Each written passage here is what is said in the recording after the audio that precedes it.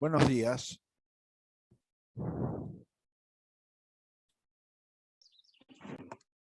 Buen día. Bueno, vamos a seguir explicando la última parte vinculada con la relación entre el Estado Nacional y la Iglesia Católica. Como vimos, nuestro sistema es un sistema que se caracteriza por la libertad de cultos sin igualdad de cultos. El culto católico apostólico romano pretendió, y sobre todo a eso se refieren los debates que se llevaron en la Convención Constituyente de 1853 y en última instancia también se reiteraron en 1860, a que sea reconocida como la única iglesia válida. Es decir, que se transforme en lo que se denomina la iglesia del Estado. Esta situación era mayoritariamente rechazada en la época, no porque los integrantes de la Convención Constituyente no profesaran mayoritariamente el culto católico apostólico romano, sino por el hecho de que ese propio texto constitucional, en su artículo 20, habla de procurar promover la inmigración europea. Y la realidad es que una parte importante de Europa profesaba el protestantismo, no la iglesia, no el culto católico apostólico romano. Y por lo tanto, los constituyentes lo que establecieron es como una situación de privilegio a través del artículo 2 del sostenimiento del culto católico apostólico romano sobre el resto de los cultos, pero legitimaron el ejercicio de otros cultos dentro del territorio a partir del principio de libertad de cultos que se encuentra en el artículo 14 de la Constitución Nacional, a fin de favorecer esa inmigración europea. Es decir, que la cuestión religiosa no se transformara en un aspecto que impidiera o que obstruyera la inmigración propuesta por la propia Constitución. Es por eso que los constituyentes optaron por esta alternativa, ¿no? De libertad de cultos sin igualdad de cultos, sosteniendo el culto católico apostólico romano, pero por el otro lado garantizando la libertad de cultos. Este debate se dio en 1853 y se dio también con menor intensidad, pero en 1860, vuelvo a insistir, ¿por qué? Porque sacerdotes pertenecientes al culto católico apostólico romano representaban más provincias dentro de la Convención Constituyente, es decir, ejercían funciones políticas, indudablemente. Esta situación también se modificó a partir de entonces. Y ya el culto católico apostólico romano y el Estado, sobre todo en la medida en que se va a preponderar la idea del Estado liberal, fundamentalmente, bueno, la confrontación con el culto católico apostólico romano va a tener otras características, evidentemente, en la medida en que a través de diversas leyes el Estado va a generar funciones para sí que antes eran ejercidas por el culto católico apostólico romano, como la ley civil por la cual se crea el registro civil de las personas, por ejemplo, en la década del 80, 1880 estamos hablando, por la cual el registro de nacimientos y de fallecimientos se lleva adelante por el propio Estado y no por la Iglesia. Entonces, que tradicionalmente donde se registraba un nacimiento o dónde se registraba un fallecimiento? En los registros de la iglesia, en los registros del culto. Y por eso también muchos cementerios están, digamos, en el entorno de las iglesias. ¿Por qué? Porque ese factor de control sobre la sociedad, determinando quiénes están vivos, quiénes se mueren, etcétera, bueno, era una función que cumplía el culto católico apostólico romano. Bueno, ahí ya aparece otro nivel, la ley de matrimonio civil, es decir, que el matrimonio ya no se va a registrar a través de la iglesia, sino a través del Estado, y en última instancia, bueno, esto llega hasta nuestros días en la medida en que si uno se quiere casar por iglesia, en definitiva, previamente debe estar casado civilmente, ¿no? Es decir, que la iglesia es un complemento. Y donde más se dio el debate, sobre todo de confrontación, también en la ley de educación común, ¿no? En la ley 1420, ¿por qué? Porque finalmente esa ley excluye la enseñanza obligatoria de la fe dentro de las escuelas públicas y lo transforma solamente en una enseñanza de carácter alternativo.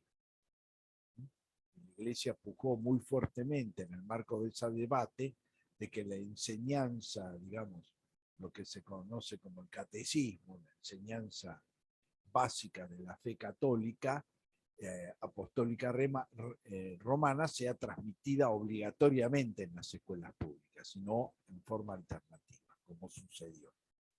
Pero ahí ya se va a dar otro tipo de confrontación, digamos, ¿no? La confrontación política entre un Estado liberal, digamos, de ideología liberal, y la relación que mantiene con la iglesia, ya usurpándole a esta una serie de funciones o roles que hasta ese momento había ejercido con normalidad, digamos, ¿no?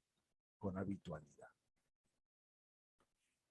Este proceso, a la vez tampoco es un proceso que se va a resolver, digamos, se va a definir en esa etapa, pero ya en la época de la Rivadaviana, de las reformas religiosas, por ejemplo, las reformas religiosas llevadas adelante por Bernardino Rivadavia, como en la década de 1820, bueno, una de ellas va a ser las reformas religiosas y va a ser la primera experiencia de los llamados cementerios públicos. Es decir, que los cementerios van a dejar de formar parte de la estructura religiosa y se van a transformar en ámbitos públicos, es decir, administrados por el Estado. Por supuesto que mientras eran administrados por la Iglesia, también había ciertos límites. Por ejemplo, la Iglesia Católica Apostólica Romana condena el suicidio. Entonces, si la persona se había suicidado, tenía que ser enterrada extramuros, es decir, la Iglesia no lo aceptaba como integrante del credo, y por supuesto que lo mismo sucedía con quienes profesaban otras religiones o no profesaban.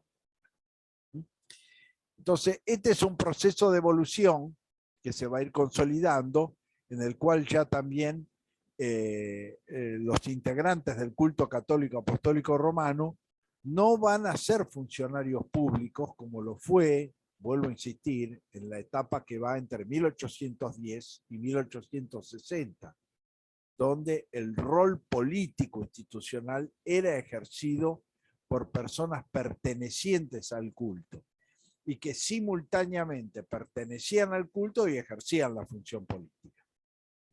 Eso se fue claramente separando a partir de 1860 en adelante, y bueno, esa disputa entre en 1880 sobre todo va a fijar, digamos, un nuevo tipo de relación entre el Estado Nacional y la Iglesia Católica Apostólica Romana.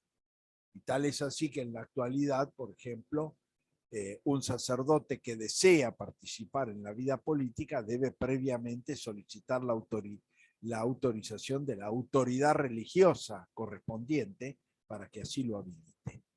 Es decir, que esa situación se ha ido modificando hasta este contexto que he explicado en última instancia. Por otro lado, la reforma de 1994, si bien mantiene el sostenimiento del culto católico apostólico romano, ya que la primera parte de la Constitución estaba exenta de reforma, es decir, que la Declaración de Necesidad de Reforma de 1993 excluía la posibilidad de reformar cualquier artículo de la parte dogmática, es decir, lo que era el artículo 1 al artículo 35 de la Constitución Nacional vigente hasta ese momento. Con lo cual el sostenimiento del culto católico apostólico romano se mantiene, pero lo que se va a modificar es la pertenencia al culto católico apostólico romano de quien sea presidente y vicepresidente de la República. Si para ser presidente de la República no se exige esa pertenencia, ni para ser vicepresidente de la República. Por lo tanto, hasta 1994, todos los presidentes argentinos juraron por Dios y los santos evangelios. ¿Por qué? Porque es la fórmula de juramento propia de la pertenencia al culto católico apostólico romano. Y por supuesto que actualmente esas fórmulas se han modificado. Así se puede jurar por Dios, que generalmente es para aquellos que tienen cultos divergentes al culto católico apostólico romano, o se puede jurar digamos, por mis principios más sagrados si eventualmente la persona no profesa culto alguno. Y esto tiene que ver, como ya creo haberlo explicado, con el hecho de que la pertenencia al culto ha dejado de ser un requisito necesario para garantizar el sostenimiento del mismo por parte del Poder Ejecutivo. Evidentemente, digamos, sobre todo esto, bueno, se reflejó claramente con la asunción de Carlos Menem como presidente de la República en 1989, con su candidatura previa a las elecciones que se llevaron adelante en abril de 1989, que terminó bautizándose en el culto católico apostólico romano para cumplir el requisito en términos formales. Pero a sabiendas de que no formaba parte del culto, digamos, efectivamente. Entonces, estos son los cambios que se van a producir con la reforma de 1994 respecto a esta situación. Profe, un ejemplo de esto es Voy a Alperovich. entrar a explicar ahora el Profe, concepto de supremacía de la Constitución. Fundamentos generales. La supremacía constitucional concebida como soberanía o como jerarquía.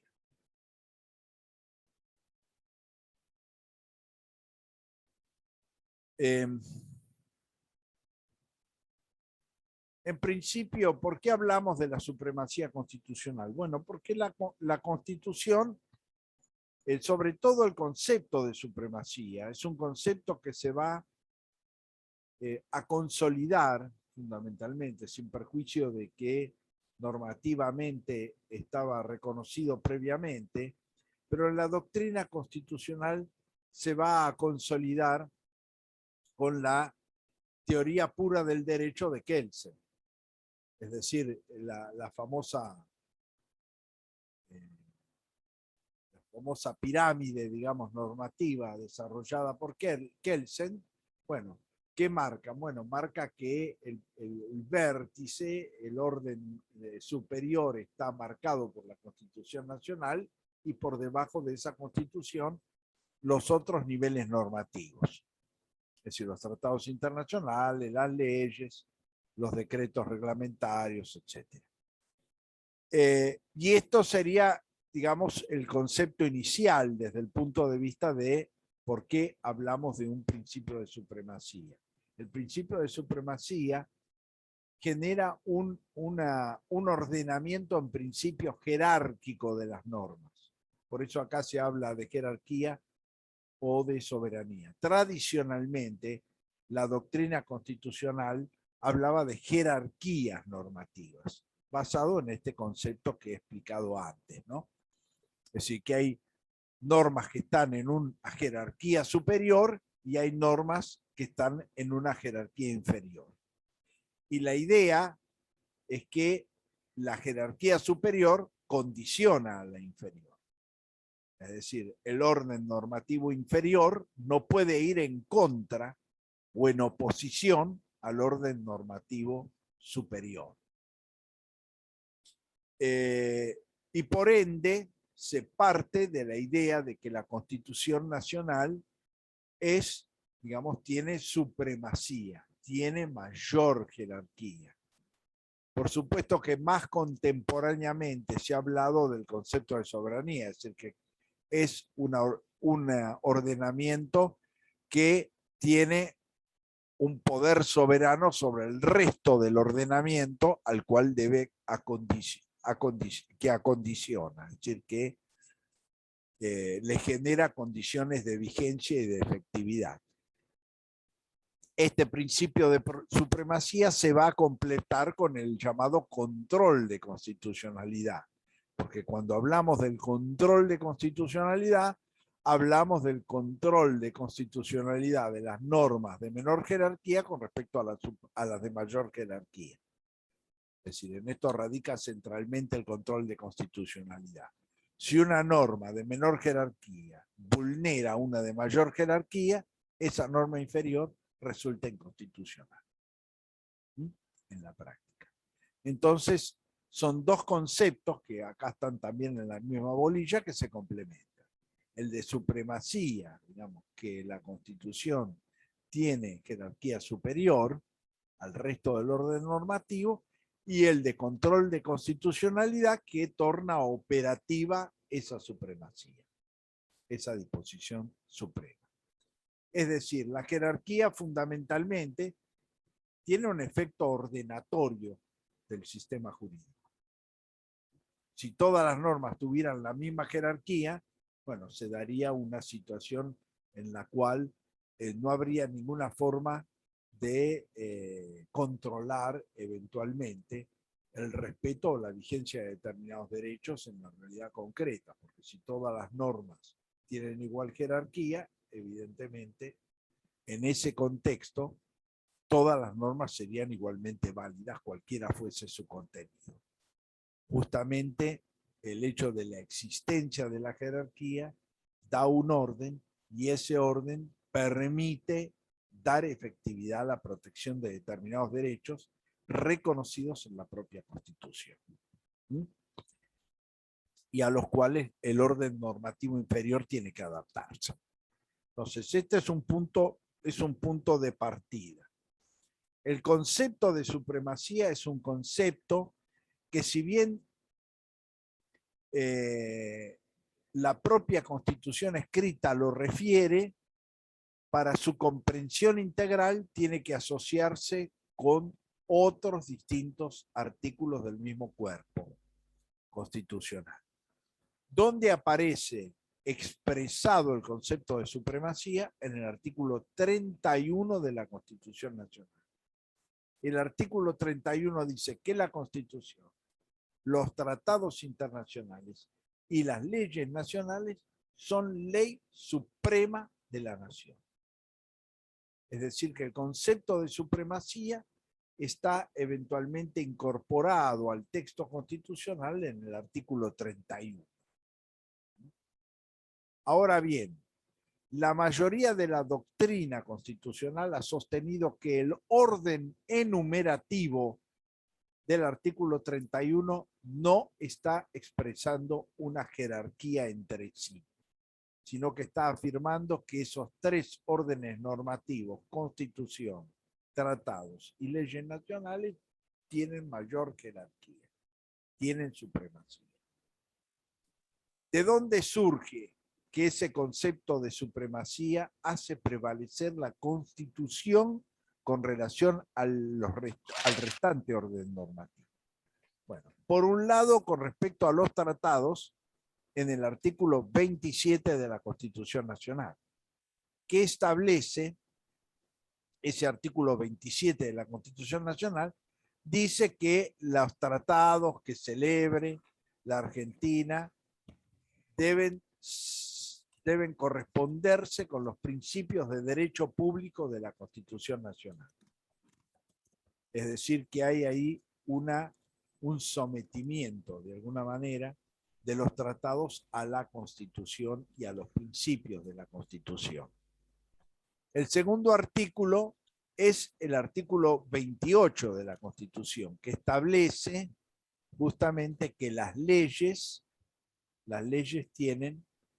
están sujetas, digamos, están sometidas a la jerarquía constitucional superior, es decir, que deben corresponderse. Es decir, lo que dice el artículo 28 es que las leyes no pueden alterar ningún derecho reconocido en la Constitución.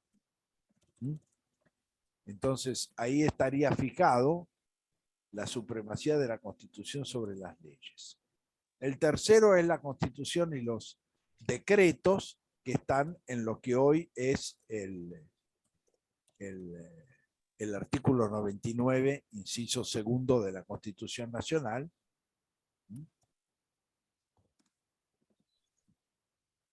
que en su momento era artículo 86, inciso segundo de la Constitución Nacional. Ahí donde establece que los decretos están sujetos a la supremacía de la Constitución. Por otro lado, el principio de supremacía del orden federal sobre el orden provincial está en el artículo 5 de la Constitución Nacional, donde se está estableciendo que la Constitución Nacional, los tratados internacionales, las leyes nacionales, son ley suprema con respecto a la legislación de las provincias. Es decir, que el orden provincial está subordinado a la mayor jerarquía del orden federal.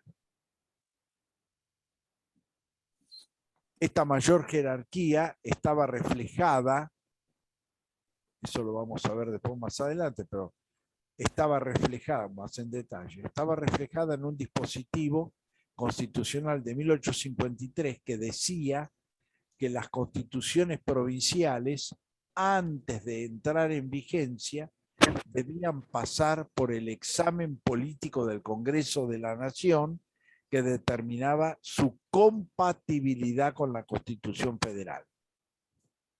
Y si no resultaba compatible, debía la provincia generar las reformas necesarias para lograr esto. Es decir, lo que es un control de constitucionalidad político. Fue un ejemplo que rigió, digamos, en ese periodo, ¿no? Entre 1853 y 1860. En 1860 ese aspecto se reformó, digamos, ¿no? Desapareció del texto constitucional el control político de las constituciones provinciales, pero refleja el hecho de la subordinación del orden provincial al orden federal. El artículo 5.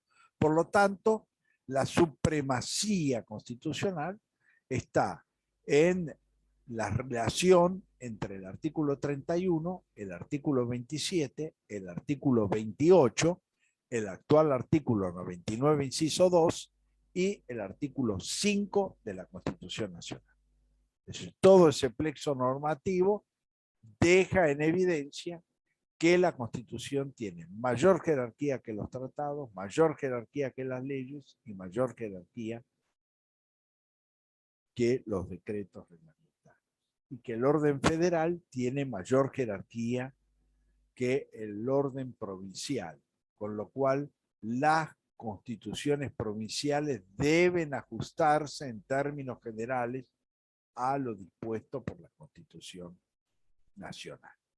En términos generales, es decir, no tienen que ser una copia idéntica, pero en lo estructural, es decir, reconocer derechos, división de poderes, etcétera, bueno, deben estar reflejados en las constituciones provinciales, aunque puede ser que la composición de esos poderes se diferencie, por ejemplo, la Constitución Nacional, o que se amplíen los derechos, cosa que ha sucedido en el constitucionalismo provincial, que se amplíen los derechos expresamente reconocidos por la Constitución Nacional. Es decir, que no se trata de una identidad formal, pero sí identidad respecto a las estructuras de derechos y de distribución de poderes que la Constitución Federal contiene. Bueno, entonces, esta primera aproximación es la que está fijando prima facie el concepto de supremacía. Ahora bien, acá en el programa se habla de los dos esquemas, el esquema clásico, digamos, de supremacía y el esquema posterior a la reforma de 1994. No había discusión alguna desde el punto de vista de la doctrina constitucional y de la interpretación del principio de supremacía en establecer la mayor supremacía de la Constitución con relación a los tratados, con relación a las leyes, con relación a los decretos reglamentarios. Donde había divergencia es por debajo de la Constitución la relación entre tratado y leyes. Era una relación diferenciada, es decir, los tratados tenían mayor jerarquía que las leyes, o eran una relación de paridad entre tratados internacionales y leyes. Este debate se asocia con otro de carácter mucho más amplio, que tiene que ver con dos teorías de interpretación del orden normativo y de la relación entre el orden normativo nacional e internacional. Una es la teoría monista, que es la que sostiene que el orden jurídico es único y que el orden internacional tiene supremacía sobre el orden nacional. Es decir, que el orden jurídico internacional tiene supremacía sobre el orden internacional, sobre el orden nacional. Esto es lo que se llama monismo, es decir, orden jurídico único. La segunda teoría es la teoría dualista, que hay dos órdenes jurídicos diferentes y autónomos entre sí. El orden jurídico internacional, representado por los tratados, y el orden jurídico nacional representado por las leyes. Es decir, que son dos órdenes diferentes, pero que están en igual jerarquía. La teoría dualista es la teoría que predominó en la doctrina constitucional argentina clásica. La doctrina constitucional del siglo XX en la Argentina, sobre todo hasta la reforma de 1994, interpretó que la Argentina adhería, el orden constitucional argentino adhería a la teoría dualista, donde tratados y leyes estaban en igual jerarquía y representaban órdenes jurídicos distintos. Esto tiene implicancias prácticas sumamente importantes. Este criterio dualista, además, es el que en general confirmó en su jurisprudencia la Corte Suprema de Justicia de la Nación. ¿Cuál es la regla que regula la relación entre órdenes normativos de igual jerarquía? Que la norma posterior se impone a la anterior si se opone a ella, con lo cual la deroga tácita o explícitamente. ¿Esto qué significaba? Que si yo celebraba un tratado internacional con un tercer país y luego dictaba el Congreso una ley que limitaba o restringía los alcances de ese tratado, se imponía en el derecho argentino esa segunda disposición, la ley que reformaba. A la inversa, si una ley local establecía determinados derechos y garantías y el tratado posterior las restringía o las modificaba, se imponía los términos del tratado sobre la ley. ¿Se entiende? Es decir, que como no están en una mayor jerarquía, tratados y leyes se pueden autorregular entre sí, porque forman parte de la misma jerarquía normativa. Este criterio tiene una sola excepción en la jurisprudencia de la Corte Suprema de Justicia de la Nación, MEC contra Estado Nacional, un fallo de 1948. La Argentina va a celebrar el tratado con los países aliados de la Segunda Guerra Mundial casi sobre la finalización de la guerra, en 1945. El gobierno de facto, que se inicia en 1943, tenía, digamos, un cierto grado de simpatía con las fuerzas del eje, sobre todo Alemania, y por lo tanto defendía lo que era el criterio de neutralidad, es decir, que no adherirse a ninguna de las dos fuerzas en puja, tomando como antecedente la política de Hipólito Yrigoyen como presidente de la República durante la Primera Guerra Mundial. Es decir, la Argentina mantuvo en esa primera confrontación mundial el principio de abstenerse, es decir, de mantener la neutralidad frente al conflicto. Entonces, esa idea fue rescatada, digamos, por el gobierno de facto en ese periodo, que va entre 1943 y 1945, y mantiene la neutralidad hasta, por supuesto, que llega a 1945 y evidentemente la derrota de los países del eje era manifiesta, con lo cual la Argentina termina adhiriendo a ese tratado internacional con los países aliados, es decir, con los países Francia, Inglaterra, Unión Soviética y Estados Unidos. Por supuesto que los Estados Unidos ejercían una fuerte presión a favor de que los países de Latinoamérica adhirieran a ese tratado y se comprometieran en la guerra a favor de los aliados. ¿Qué habilitaba ese tratado? Habilitaba a confiscar los bienes del enemigo, es decir, bienes alemanes o japoneses, es decir, o italianos, los países del eje. Alemania, Italia, Japón, eran los países del eje. Profe. Confiscar, ¿qué significa? Apropiarse de esos bienes sin pagar indemnización alguna. La confiscación está prohibida en la Constitución Nacional.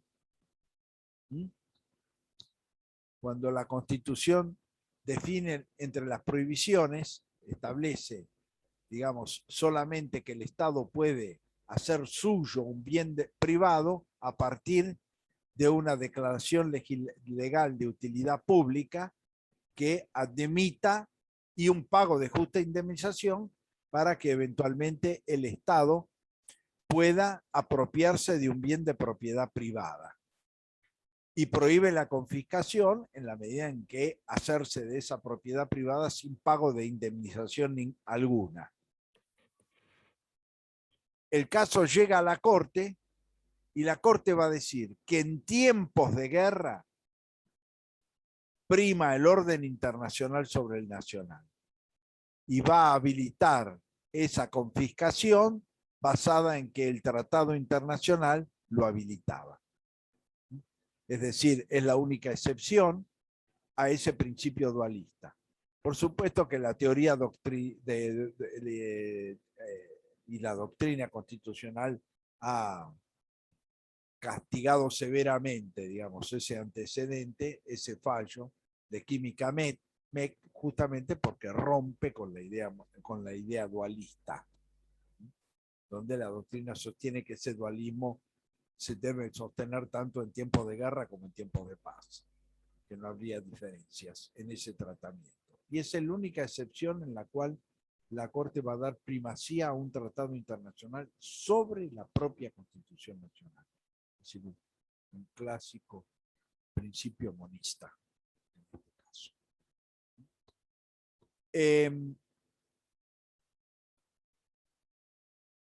¿Qué va a pasar con la reforma de 1994? Bueno, la reforma de 1994 va a incorporar en el artículo 75, inciso 22, un dispositivo que afirma que los tratados internacionales tienen mayor jerarquía que las leyes. Es decir, va a definir, va a generar, es decir, lo que era tradicionalmente igual jerarquía entre tratados y leyes, en mayor jerarquía de los tratados sobre las leyes. ¿Mm? Con todas las implicancias prácticas que esto genera. Toda ley que se opone a un tratado internacional es inconstitucional, porque el tratado tiene mayor jerarquía. Este principio de mayor jerarquía de los tratados sobre las leyes, en realidad, va a ser introducido por la jurisprudencia de la Corte Suprema de Justicia de la Nación 2 años antes, en el caso tan conocido del Menequian contra Sofovich. 5 de los 9 jueces van a decir que uno de los argumentos a favor de la operatividad del derecho a réplica es que los tratados internacionales tienen mayor jerarquía que las leyes y por lo tanto su vigencia, el derecho a réplica en este caso reconocido en el artículo 14 de la Convención Americana de Derechos Humanos, no podía estar sujeto a su reglamentación legislativa posterior. Es decir, porque la ley tiene menor jerarquía que el tratado y por sí mismo el tratado debía dar operatividad a ese dispositivo. Entonces ya había un precedente de la Corte que salía del dualismo e ingresaba en lo que se conoció en la doctrina como dualismo, monismo atenuado. ¿Por qué monismo atenuado? Porque si bien los tratados tenían mayor jerarquía que las leyes, tenían menor jerarquía que la Constitución. En el monismo absoluto, el orden internacional se impone sobre todo el orden local, nacional, incluido las constituciones. Un régimen que tiene es el régimen constitucional holandés, que dice que el tratado internacional celebrado por Holanda debe cumplirse inexorablemente, aun cuando se oponga a la propia Constitución. Eso hay que pensarlo antes de celebrar el tratado. Pero una vez que se celebró, se debe cumplir inexorablemente. Bueno, en nuestro sistema, el tratado internacional continúa quedando sujeto al control de constitucionalidad con respecto a su compatibilidad con la Constitución Nacional. Esto dio origen a, digamos, a lo que se llama la teoría del dualismo atenuado. La teoría del dualismo atenuado, además, comenzó a desarrollarse tiempo antes, sobre todo a partir de la recuperación democrática en adelante y principalmente sobre el avance del sistema internacional de protección de los derechos humanos por Germán Vidal Campos. Hay dos factores que después nosotros lo vamos a ver en la bolilla 5. Además del sistema internacional de protección de derechos humanos, el otro es la integración regional. La vigencia de ese sistema internacional de protección o el cumplimiento de los tratados de integración con terceros países resulta inviable dentro del concepto de dualismo. Porque si en última instancia el orden interno puede decidir aún en contra del orden internacional, entonces evidentemente el dualismo torna inviable tanto los sistemas de protección y control de derechos humanos internacionales como los tratados de integración regional en los cuales hay renuncia de competencias y de soberanía por parte del Estado miembro de cada uno de los Estados miembros de ese proceso de integración. Entonces eso también va a generar una ruptura del dualismo, porque lo va a tornar como un aspecto inviable frente a esos nuevos fenómenos que se van generando y que se van profundizando en el orden internacional. Y por el otro lado, lo que va a decir Germán Vidal Campos es que la Convención de Naciones Unidas sobre los Tratados tiene un dispositivo en el cual expresa claramente de que en ningún caso el Estado Nacional puede justificar el no cumplimiento de un tratado internacional sobre la base de su legislación interna. Es decir, que una vez que ha celebrado el tratado internacional, evidentemente ese tratado no puede estar sujeto a la compatibilidad con la legislación interna para poder decir si se cumple o no. Por regla general, debe cumplirse, debe prevalecer sobre ese orden normativo, salvo que se determine su inconstitucionalidad. Entonces, ese criterio de monismo atenuado es el que se va a imponer en la reforma de 1994. Y por lo tanto, ya se va a hablar de Constitución Nacional, tratados internacionales y leyes, dentro de ese contexto de jerarquía. Pero a su vez va a imponer otras jerarquías diferentes. Una con relación a las leyes, va a decir que las leyes que se dicten como consecuencia de los tratados de integración tienen mayor jerarquía que las leyes de carácter general. Es decir, que fija un criterio de jerarquía entre las leyes en general y las leyes que son consecuencia de tratados de integración. Es decir, para operativizar internamente el tratado de integración celebrado por el país. Entonces ahí aparece una nueva jerarquía donde diríamos constitución, tratados internacionales, leyes, consecuencia de tratados de integración, leyes de carácter general y decretos reglamentarios. ¿Se entiende? Ahora, por otro lado, se va a generar una segunda categoría, que esa segunda categoría de jerarquización va a dar lugar a un fuerte debate en la doctrina constitucional posterior a la reforma, que está también en el artículo 75, inciso 22 de la Constitución. Instrumentos internacionales de derechos humanos con jerarquía constitucional. Es decir, que determinados tratados, instrumentos, mejor dicho, porque hay dos instrumentos de derechos humanos que no son tratados internacionales, que son la Declaración Universal de Derechos Humanos y la Declaración Americana de los Derechos y Deberes del Hombre. Esas dos declaraciones no son tratados internacionales, pero tienen jerarquía constitucional en este momento, y luego una serie de tratados, pactos, convenciones internacionales que tienen esa jerarquía. Por lo tanto, al costado de la Constitución aparecen instrumentos de derechos humanos jerarquizados constitucionalmente, es decir, se los coloca en el mismo nivel que la Constitución. Esta situación dio lugar a una serie de debates en la doctrina constitucional argentina. La primera de ellas es que se afectaba la subordinación de los tratados internacionales a la Constitución, artículo 27 de la Constitución Nacional. El constitucionalista que más severamente criticó la reforma en este sentido fue el doctor Vanossi, Jorge Reinaldo Vanossi.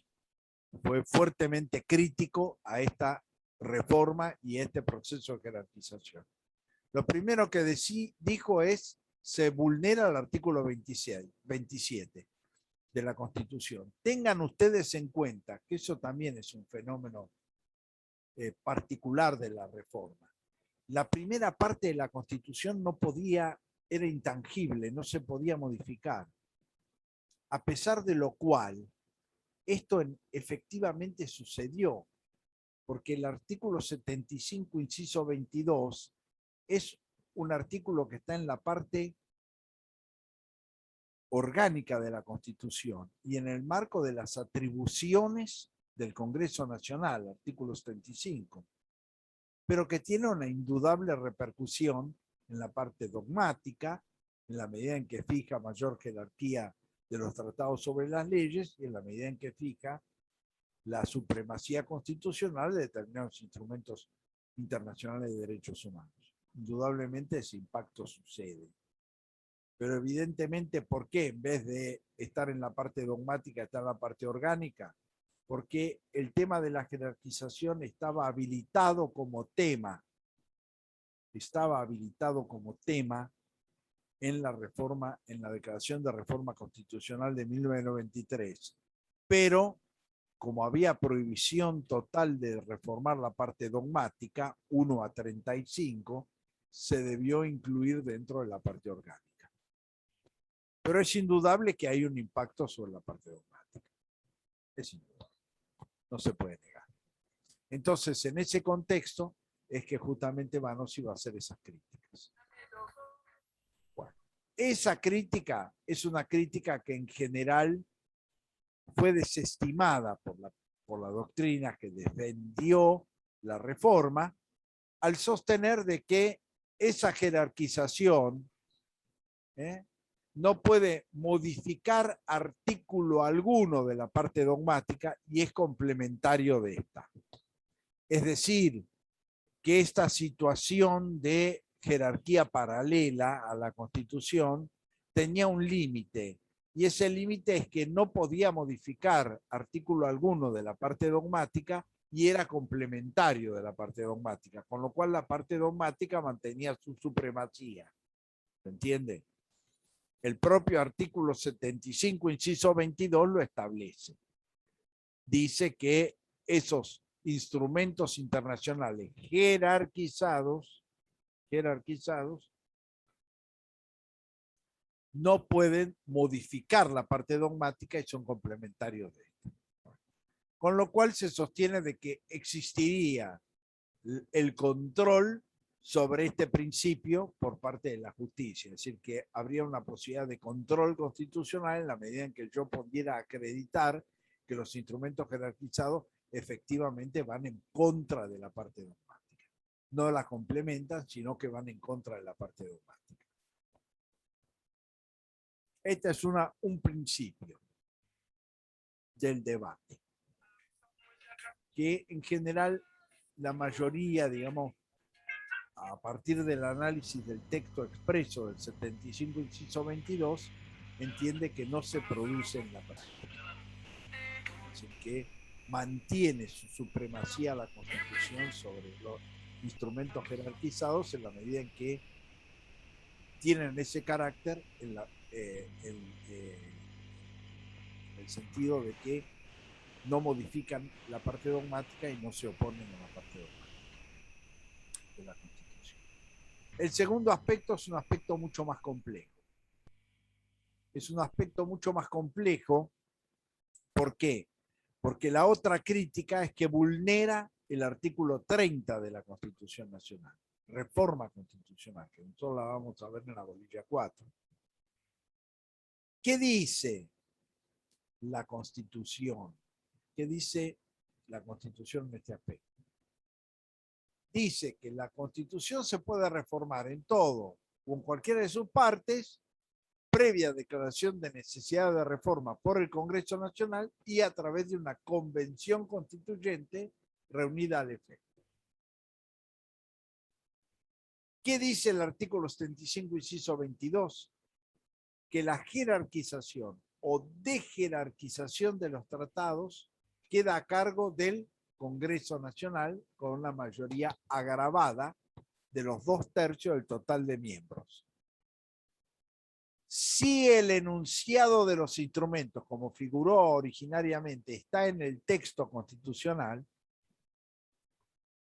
jerarquizar o desjerarquizar esos tratados representa modificar el texto de la Constitución. Y esto estaría vedado por el artículo 30, porque la posibilidad de que el Congreso modifique un texto constitucional generalmente está en lo que se llaman constituciones flexibles. Bueno, la nuestra, como exige una convención constituyente, es lo que llaman constituciones rígidas. Son constituciones rígidas. Por lo tanto, en ese contexto, desjerarquizar, es decir, sacar de la nómina a alguno o agregar otros a la nómina, jerarquizando, significaría modificar el texto formal de la Constitución. Y por ende, se violentaba el artículo 30. Esta crítica exigió, digamos, una elaboración teórico-doctrinaria mucho más compleja, que en principio fue desarrollada por Germán Vidar Campos, pero que luego otros doctrinarios, como el caso del doctor Manili, han desarrollado, digamos, con mucho más detalle. Lo que se denomina la existencia del bloque de constitucionalidad. Lo que se va a afirmar es que esos instrumentos jerarquizados no forman parte del texto formal de la Constitución, sino de un bloque de constitucionalidad que está por fuera de la Constitución, pero a la misma jerarquía. Y por lo tanto va a afirmar de que si se jerarquiza o si se desjerarquiza un tratado, lo que se está modificando es ese bloque de constitucionalidad y no la Constitución Nacional. Este criterio doctrinario se impuso, digamos, de alguna manera en la práctica constitucional posterior. ¿Cómo se refleja esto? En realidad hay, a partir de 1994, 3 tratados internacionales que tienen jerarquía constitucional otorgada por el Congreso Nacional por esa mayoría agravada, pero ¿qué pasa? No están en la nómina del artículo 75, inciso 22. Es decir, se incorporan a ese bloque de constitucionalidad y eventualmente suman a ese bloque de constitucionalidad. Esa es la explicación por la cual hay tratados jerarquizados con posterioridad que no figuran en la nómina del 75 y 22. Esos tratados son la Convención Interamericana para la Eliminación de la Desaparición Forzada de Personas, fue la primera convención contra la desaparición forzada que se sanciona en el sistema interamericano y que es jerarquizada por el Congreso en 1998. Después es la Convención de Naciones Unidas sobre imprescriptibilidad de los delitos de lesa humanidad y crímenes de guerra, que va a ser jerarquizada por el Congreso en el 2003. Y por último, la Convención de Naciones Unidas sobre los derechos de las personas con discapacidad, que va a ser jerarquizada en 2015 por el Congreso. Esos 3 tratados son tratados con jerarquía constitucional, pero que no figuran en el 75 y inciso 22, pero que integran ese bloque de constitucionalidad. Es decir, que ahí la doctrina ya no se apegó, digamos, al texto mismo de la Constitución, sino que generó lo que se llama ese bloque de constitucionalidad, en el cual, por supuesto, ingresan los tratados jerarquizados y las leyes con contenido constitucional, es decir, que regulan instituciones constitucionalmente previstas por el texto formal de la Constitución, pero que no integran el texto constitucional per se. Por supuesto que hay una parte de la doctrina minoritaria, pero que sigue aferrada a esa crítica en el sentido de que la voluntad del convencional constituyente fue incorporar los instrumentos jerarquizados al texto y que eventualmente esto representa una vulneración, digamos, del artículo 30 de la Constitución Nacional.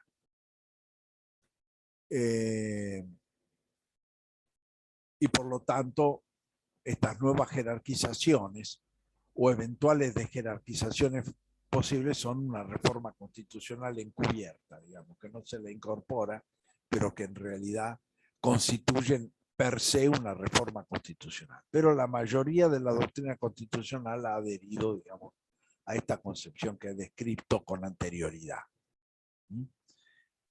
¿Cuál es la importancia, además la importancia práctica de este debate?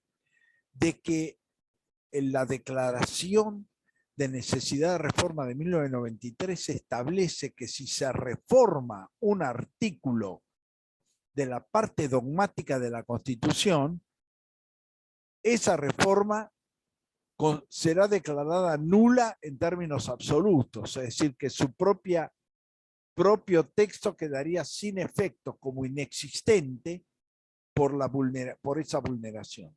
Por lo tanto, la demostración de que no se vulneró un artículo de la parte dogmática tenía una trascendencia práctica fundamental, porque si efectivamente hay una vulneración del artículo 30, entonces el artículo 75, inciso 22, en este aspecto, sería nulo de nulidad absoluta y desaparecerían los instrumentos jerarquizados.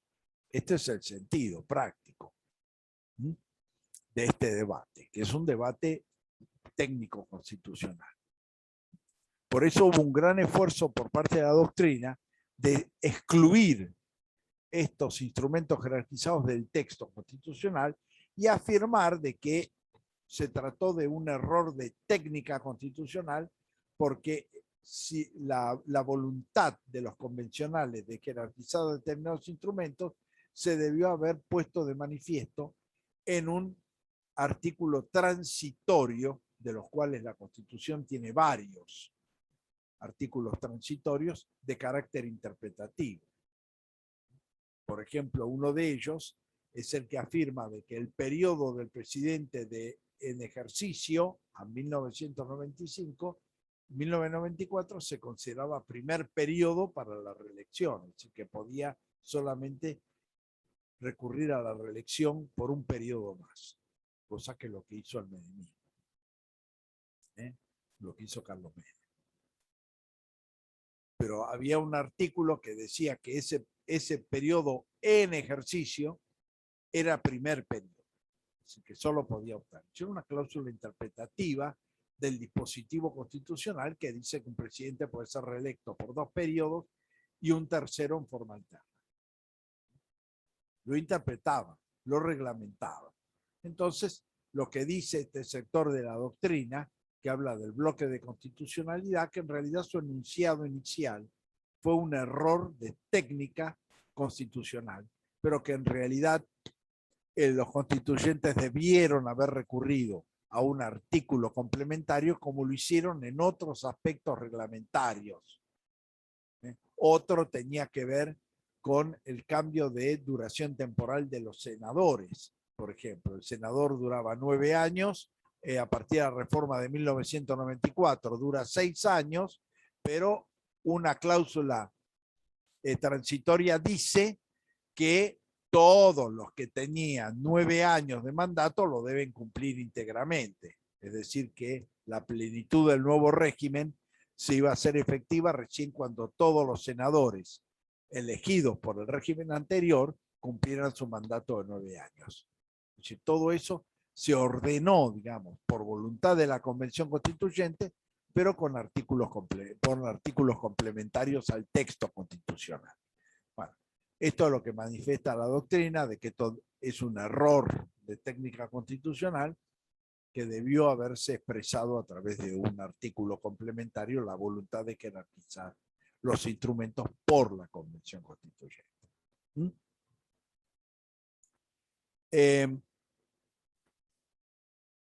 Otro factor que es un factor de debate también, es ¿Quién controla la compatibilidad entre la Constitución y los tratados jerarquizados, por ejemplo, o los instrumentos jerarquizados? ¿Quién los controla? Porque una vez que se ha jerarquizado, ya está en igual jerarquía que la Constitución. Es decir, que esta subordinación, que no viola texto de la parte dogmática y es complementario de esta, ¿quién lo controla? Bueno, lo que ha dicho la jurisprudencia de la Corte Suprema de Justicia de la Nación es que ese control se hace en forma tácita o expresa por el órgano jerarquizante. Esta es la tesis que hasta ahora prima en la jurisprudencia de la Corte Suprema de Justicia de la Nación. Es decir, que esa compatibilidad la analizó la Convención Constituyente al aprobar la jerarquización de determinados instrumentos de derechos humanos. Y que luego, a partir de esto que describí, 1998, 2003 y 2015, ha sido el propio Congreso Nacional el que ha examinado, previo a la jerarquización, en forma expresa o tácita, esa compatibilidad. Vuelvo a destacar de que se trata de un examen que aún se presume. Es decir, no solamente en los casos en que el tema ha sido objeto de debate en la Convención Constituyente o en el Congreso, en ambas cámaras, sino que se presume de que se ha dado o que eventualmente, si el debate no se ha dado, se ha entendido de que existe esa compatibilidad. Por eso es que la doctrina de la Corte es que ese examen puede ser expreso, si se da el debate, por ejemplo, en la actualidad en el Congreso, respecto al tema, y se resuelve, o eventualmente en forma tácita, en la medida en que se aprueba sin observaciones de ninguna naturaleza. Se entiende que nadie encontró incompatibilidad alguna. ¿Por qué? Porque después se da una situación práctica, que es que esos instrumentos ya tienen jerarquía constitucional y por lo tanto están en el mismo nivel. Por ende, ¿quién examina la compatibilidad? Es decir, que no reforman artículo alguno de la parte dogmática y son complementarios de esta, es el órgano jerarquizante. Originariamente la Convención Constituyente, en la actualidad el Congreso de la Nación en ambas cámaras. Porque se requiere la aprobación de la jerarquización por la Cámara de Diputados y por la Cámara de Senadores con los 2/3 del total de miembros de cada Cámara. Entonces, este es otro aspecto que, digamos, está en el debate y es cómo se establece ese control. Bueno, hasta ahora el criterio de la Corte es ese, que esa jerarquización, que esa compatibilidad se ha efectuado por el órgano jerarquizante, que eventualmente no ha encontrado ningún obstáculo para proceder a esa jerarquización. Otro efecto que tiene la jerarquización de esos tratados es que el tratado internacional, en principio, puede ser denunciado, es decir, dejado sin efecto, retirarse el Estado por la voluntad del Poder Ejecutivo Nacional. Es decir, quien denuncia un tratado internacional es el Poder Ejecutivo Nacional en la Argentina. Si te trata de un tratado internacional de derechos humanos jerarquizado constitucionalmente, previamente a su denuncia debe ser desjerarquizado.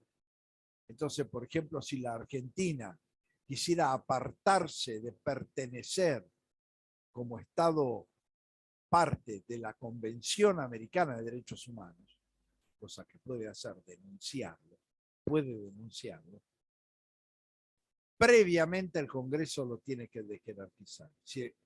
También por los 2/3 del total de miembros de cada Cámara. Si no lo desjerarquiza, no se puede denunciar. Entonces este también es un efecto que tiene en la práctica el tratado internacional jerarquizado. Para su eventual denuncia por el Poder Ejecutivo Nacional, tiene que ser previamente desjerarquizado por esa mayoría agravada por parte del Congreso Nacional.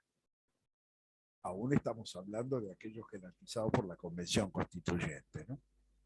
Entonces ese también es un límite que se está fijando en ese sentido. Entonces, en ese contexto, bueno, se va a generar una nueva jerarquía.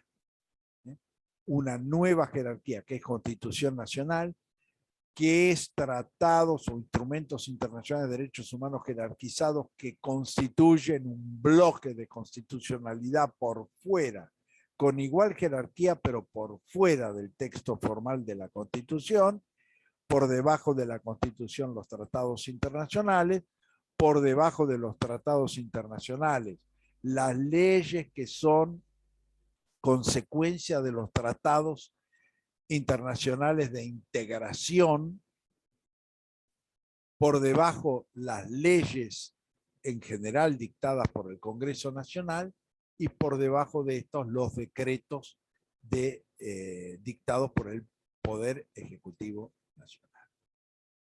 Es decir, que esto crea un nuevo orden jerárquico y produce, digamos, una serie de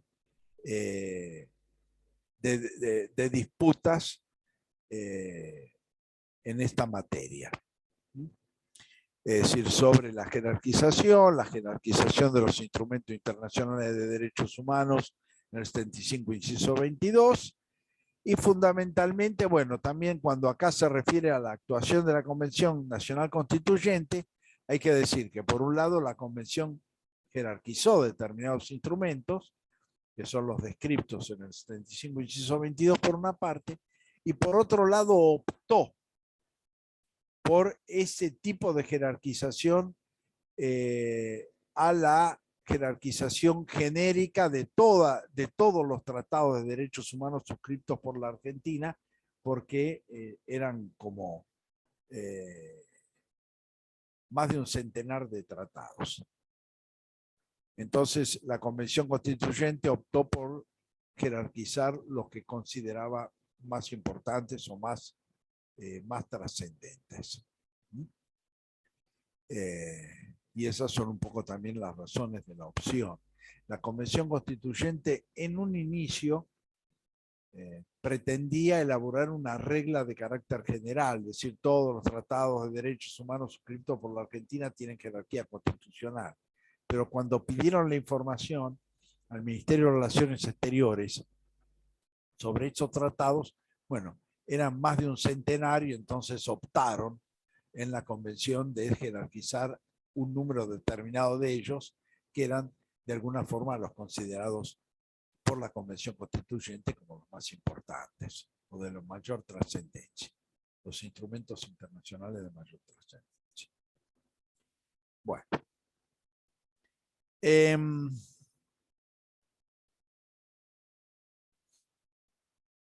Bueno, posiciones de la doctrina de la jurisprudencia, ya lo hemos analizado, las distintas posiciones, los criterios de la jurisprudencia en general, es decir, no ha habido resoluciones o sentencias de la Corte que hayan declarado presuntamente inconstitucional la reforma del 35, inciso 22 también.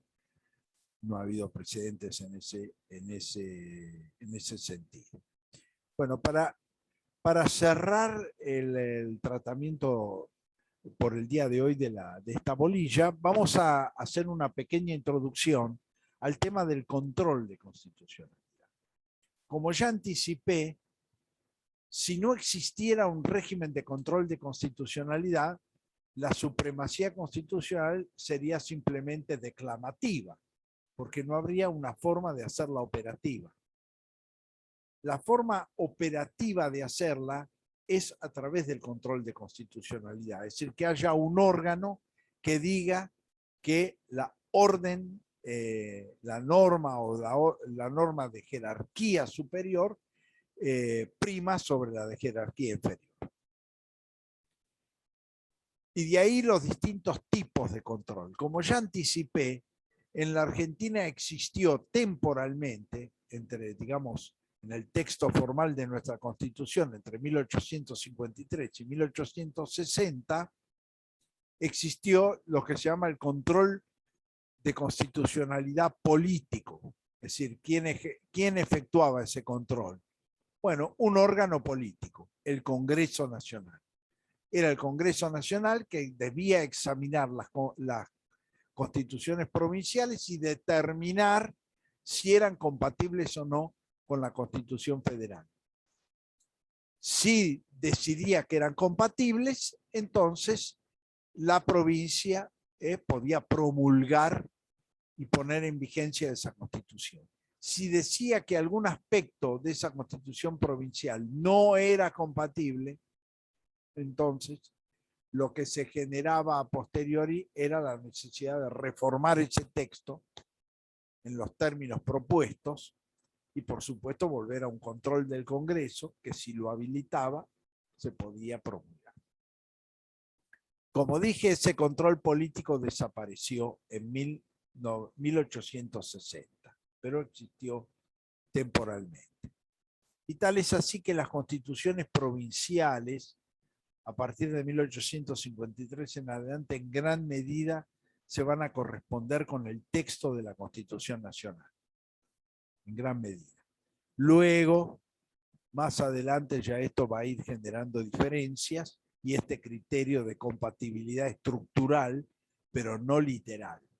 Es decir, que estructuralmente se debe corresponder con la Declaración de Derechos y Garantías y con la estructura del poder político, ese poder ejecutivo, el legislativo judicial, pero la forma de organización, el reconocimiento de mayores derechos o eventualmente la composición de esos poderes de modo diferente es posible.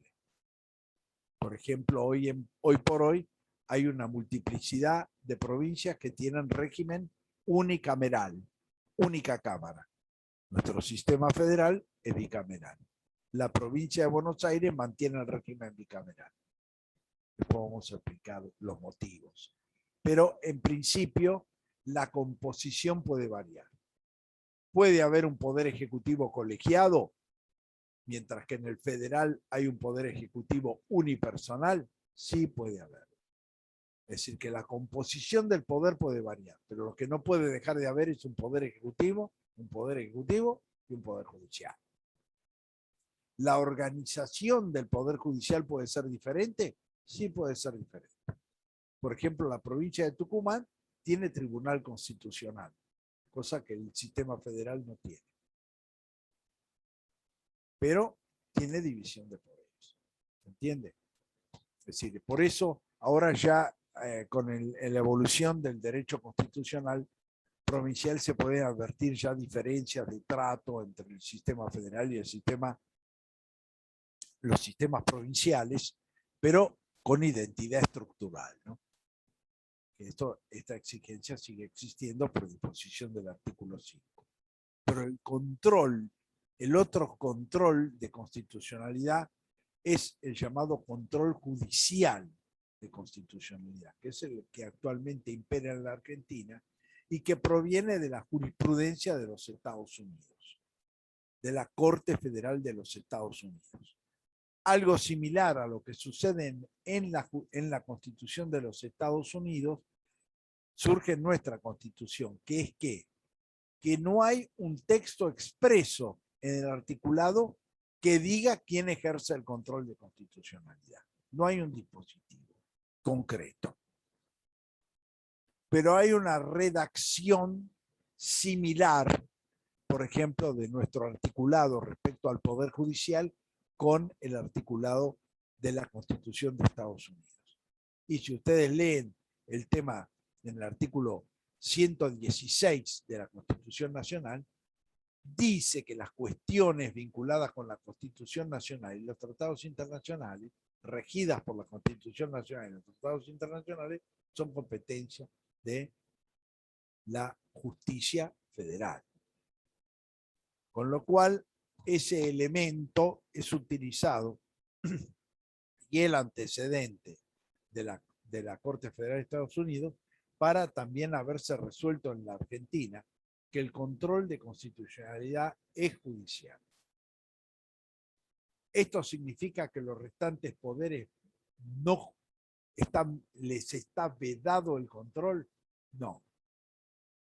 Un presidente de la República, cuando veta totalmente una ley, que es su atribución, o la veta parcialmente, puede utilizar argumentos constitucionales para ello. Pero ¿cuál es la diferencia fundamental? Para el Poder Judicial, ese control es obligatorio. Para los otros poderes es alternativo. No es obligatorio. Pero para el Poder Judicial el control de constitucionalidad es obligatorio. Por eso nuestro sistema es un sistema de control judicial. Ese control puede ser político.